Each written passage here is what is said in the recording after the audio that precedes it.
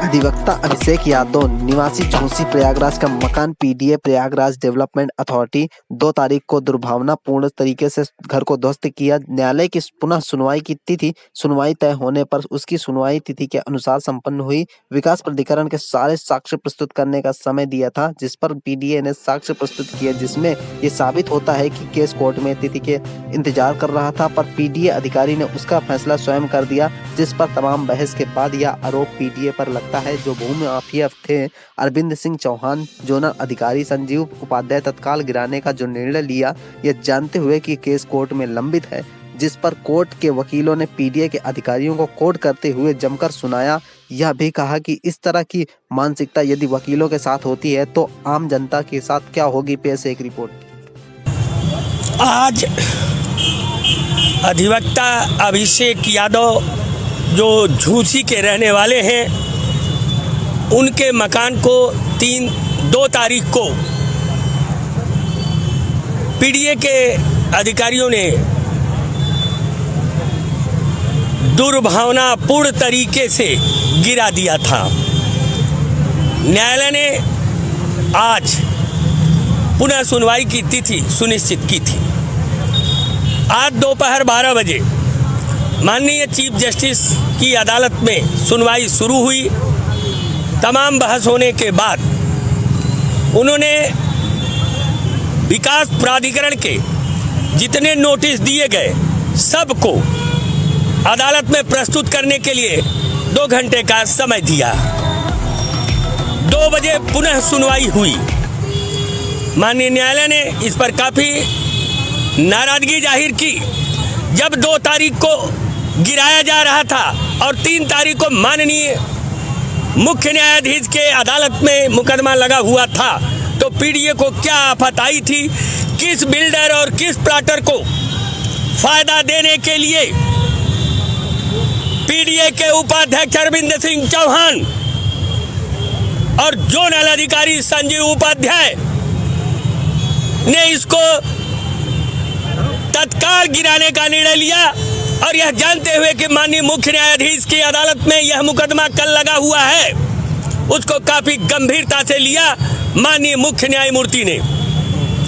और आज उन्होंने पुनः उपाध्यक्ष, जोनल अधिकारी और चीफ इंजीनियर से एफिडेविट फाइल करने को कहा। एक और अभी मिली है हम लोगों को अदालत के अंदर एक कागज, जिसमें मुख्य अभियंता यानी चीफ इंजीनियर को शासन ने आज ही रात को वेटिंग में डाल दिया है। मेरा मानना यह है कि अगर प्रयागराज में विकास प्राधिकरण इसी तरह की कार्य पक्षपातपूर्ण तरीके से कर रही तो निश्चित रूप से उपाध्यक्ष, जोनल अधिकारी और चीफ इंजीनियर जो भी इसमें संलिप्त हैं, उन्हें यहां से हटाया जाए। अन्यथा इस तरह की स्थिति को देखते हुए, अधिवक्ताओं के रोष को देखते हुए, गुस्से को देखते हुए, हम लोगों को भी अगली ठोस रणनीति बनानी होगी कि केवल पैसे के लिए अधिवक्ताओं के भी घर को नहीं बख्शा जा रहा। सोचिए जरा, आम जनता के साथ क्या होता होगा। जो अपनी लड़ाई खुद लड़ता है, अगर उसके साथ ऐसा होता है तो आम प्रयागराज की जनता के साथ क्या होता होगा। 2 कमरे का घर बनाने जाइए, जैसे ही आपके 4 ईंटें जुड़ेंगे, पीडीए के अधिकारी तत्काल पहुंचेंगे और उसे सील करने और रोकने के लिए कहते हैं। मेरा सवाल यह है, मकान तो बन जाता है, लेकिन पीडीए की कितनी सेवा करनी पड़ती होगी आम जनता को। ये आम जनता की आवाज है, अधिवक्ताओं की आवाज है। बंद कर दे पीडीए इस तरह की गंदी हरकत। और ये जग जाहिर है, अब इसमें किसी चीज की कोई छुपी नहीं है।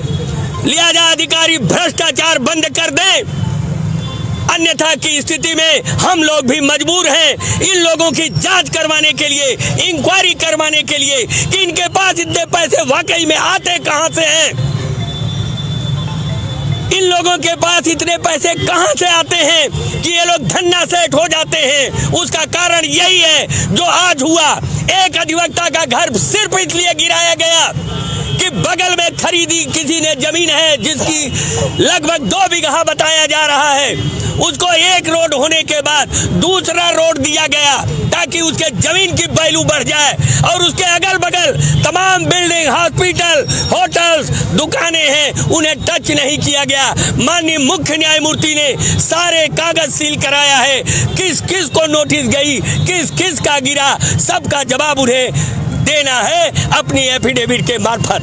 बस इसी के साथ मैं अपनी बात को इसलिए समाप्त करता हूं कि यदि अधिवक्ताओं का उत्पीड़न बंद नहीं हुआ तो प्रयागराज के अधिकारी जो विकास प्राधिकरण में इस तरह का भ्रष्टाचार फैलाए हैं, इनकी जांच कराने के लिए मजबूर हैं हम लोग, और जांच कराएंगे हम लोग। इसके बाद जो निर्णय आएगा वो हम लोग देखेंगे। अगली डेट कौन सी है? अगली डेट 20 तारीख को नियत की गई है।